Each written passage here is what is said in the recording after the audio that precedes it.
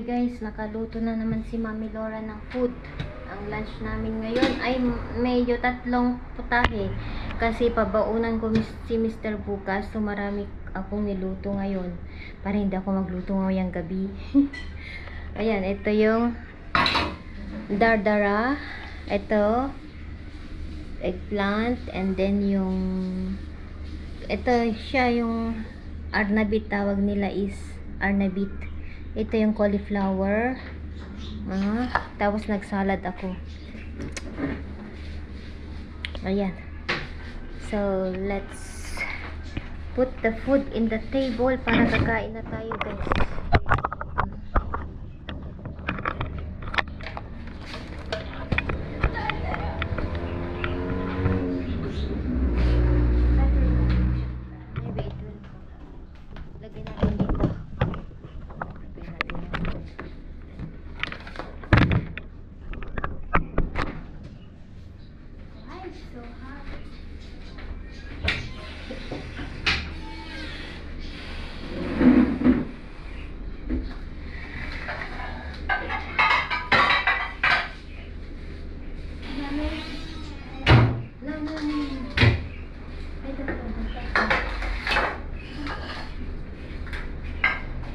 Put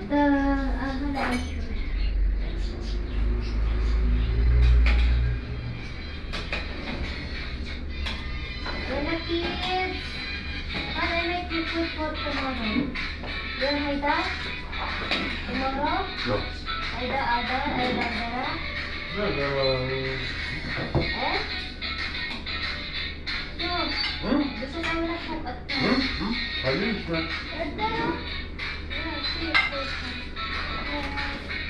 Wait, Haida, I will use for silaban?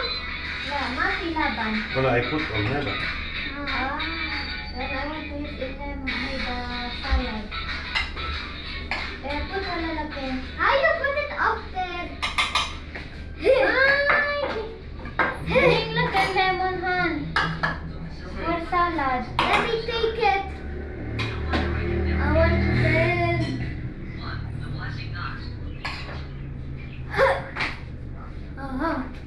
I want the camera. Let me go. You have a skip, Carlo? Wait.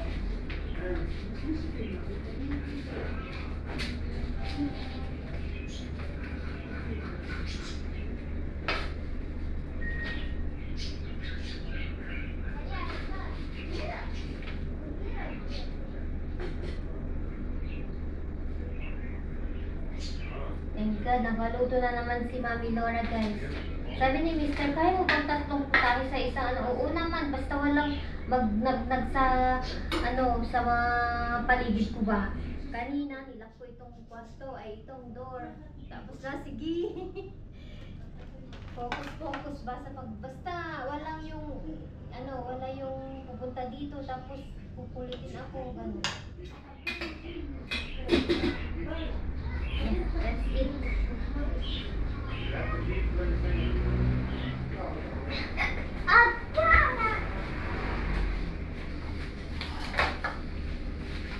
What's wrong? Kain tayo, guys. Ako, ito ako ng mint. Kuha tayo ng mint, guys, pang salad ko.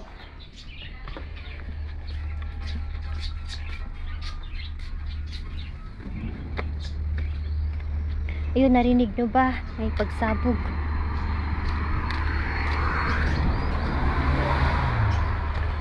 Tanim ko dito, guys, sa garden ko.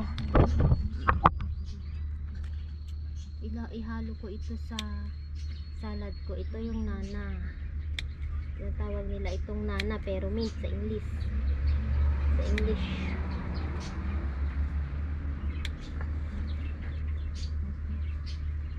Gusto nito ng tubig. Everyday ko ito dinidiligan kasi malanta siya pag hindi mo diligan.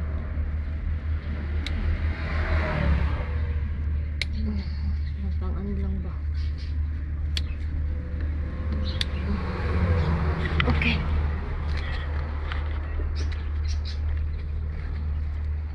Ay, tapos na ako. Kain na po tayo. ako ng black, ito, kain ka ng har.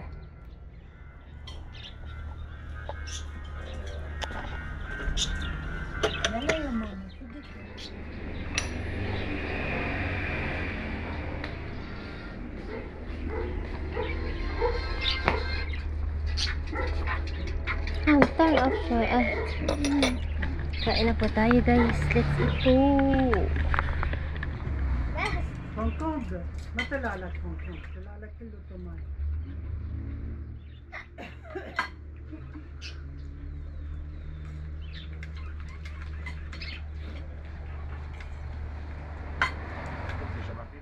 بالانجليزي كومبر بالفرنساوي بالانجليزي كيوكمبر ما نخصصش بهذيك بالبرا كيوكمبر فهم علي.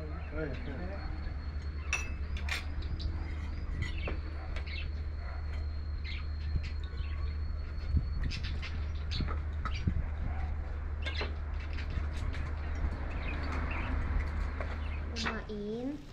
At ito, nag-ayos ako sa kusina. As usual, ang work ng Mami Laura ay mag-ayos sa kusina.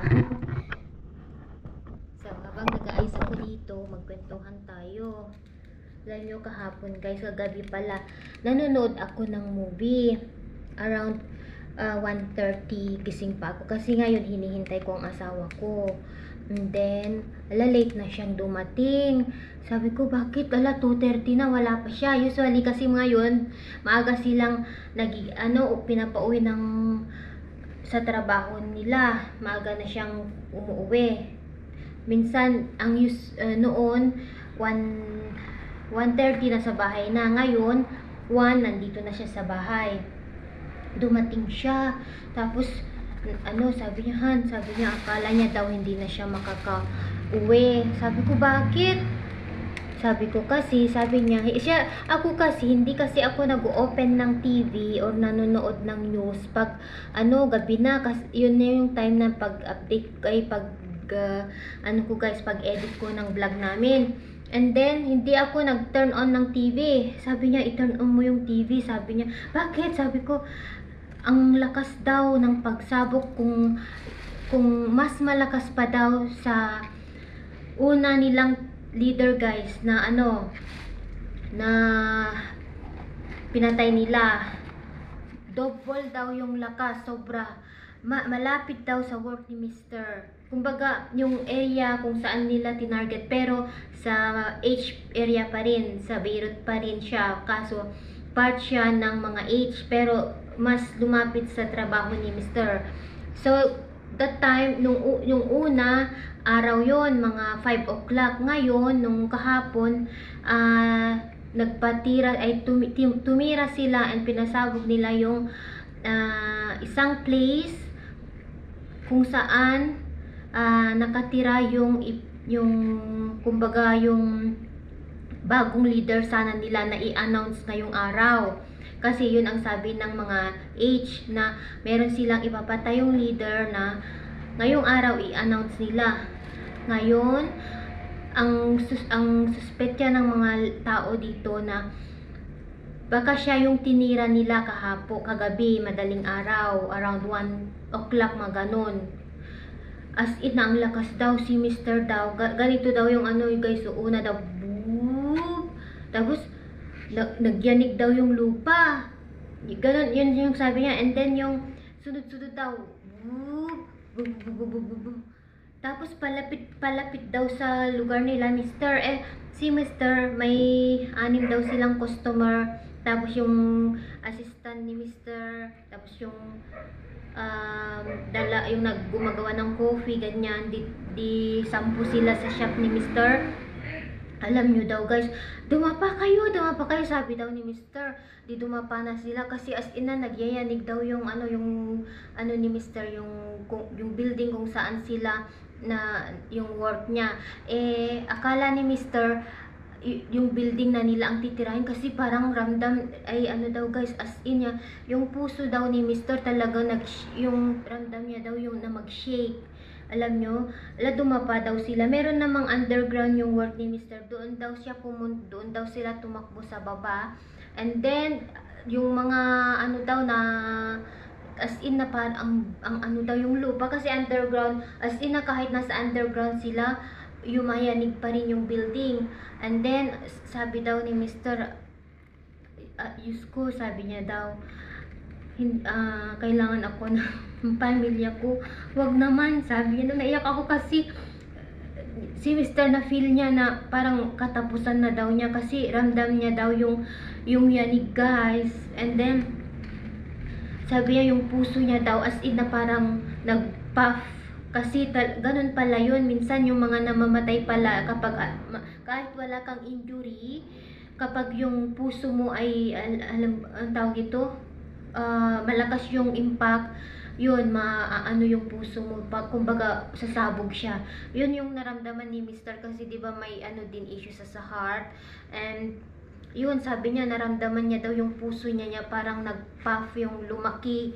Kaya dumapa na lang daw siya at nag-pray kasi ramdam niya talaga daw yung pagyanig ng building nila. And then kasi sunod-sunod yun na ano, guys, na pagsabog. And then sa space daw, distance ng pagsabog is parang papalapit sa sa building nila, Mr. So feeling niya titirain din yung building nila, Mr. Kasi talaga ang lakas daw, guys. Double ang lakas nung una. Kasi talaga na nasa underground din siya. Hindi namin alam kung namatay siya, wala pang sinabi, na wala pang dineclare. So far, tomorrow malalaman namin kung namatay siya, ganun. Yun yung tao sana na ipatayo nilang bagong leader. Yun. Kaya nung pauwi si Mr. empty daw ang kalsada, pinaspasan niya daw na umuwi dito. Nung kinikwento niya sa akin, sabi niya napapaluha.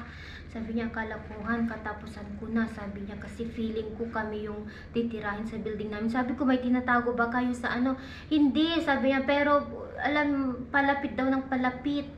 Yung ano, guys, yung that time, yung pagsabog, talaga daw na yumanig yung building nila. Kasi malapit yung work ni Mr. sa yung ano kung saan nila tinira, pero yung area na yon part din ng H. So yun, guys, kanina kasi nagkukwento siya sa akin. Sabi niya yun, naramdaman niya daw na feeling niya, katapusan na niya. Nagdasal na lang daw siya at dumapa. Sabi niya, naiyak lang ako yung sabi niya daw, yung dasal niya, Lord, wag mo akong pababayaan, kailangan ako ng pamilya ko, yun daw ang sabi. Sabi ko, hindi, wag kang ano. Sabi ko, basta mag-pray ka lang, gabayan kayo. Sabi niya, paano na lang kaya kung mismo sa lugar daw kung saan nila ano, mostly siguro yung ganun iba, yung mga tao na nadadamay, guys, na malapit sa kanila, na yung pinagsabugan ganun, yung mga tinitira nila is yun, nadadali yung puso nila, kumbaga yung impact ng pag ano, kahit wala kang injury daw, kumbaga ang tawag doon, yung impact ng lakas ba, mayayanig yung heart. Ganun daw ang naramdaman ni Mr. kagabi. Feeling niya daw yung heart niya is lumaki. Tapos yun, kasi sunod-sunod daw, guys. Nung ano na daw, naramdaman na ano, iba na yung pakiramdam ni Mr. Dasal na lang daw siya. And then after that, tumigil daw yung ano, yung putog, guys. Tapos saka na lang daw sila tumayo nung ano na. Tapos nilapitan daw siya ng ano niya, okay ka lang ba? Tapos humingi daw siya ng tubig, ganun. Minom na siya, ganun. Minom na siya ng tubig at nagkalma na siya. Yan na nga, impact ng pagbagsak sa ground. Oo. Kasi yung ano kasi, guys, yung pinapadala nila dito, hindi sa taas nila tinitira sa building, sa baba, sa lupa. Yung explanation ng asawa ko, ito daw yung racket, ito yung lupa, ito yung mga building, Dito nila, hindi nila tinatira sa top. Dito, sa side, papasok nila sa lupa. Yung, alam nyo, yung ipapadala nila. Tapos, mag-shake. Doon daw sa loob, sa sabog. Kaya, hindi sa taas. Yun yung explanation ng asawa ko. Kaya, yumayanig yung lupa. Pag ganyan, ganyan guys, ang patira, ganyan. Tapos, hindi agad, sasabog.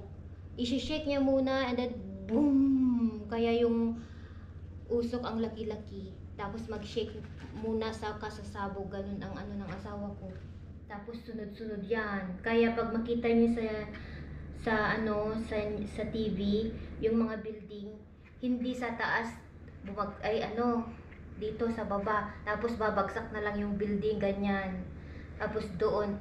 And after that, sasabog na siya, ganun. Kaya makita nyo na buo pa yung building bago babagsak, bago sumabog, kasi ganun ang estilo nila. Yun ang explanation ng asawa ko. Sinishare ko lang.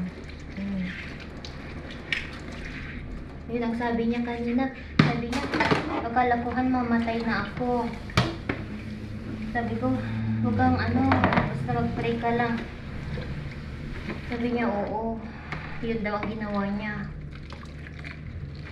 Kaya alam nyo, bago siya aalis, nagdasal ako na safe siya lagi. Kahit sabihin natin na safe pa rin yung area nila, hindi mo talaga alam, guys.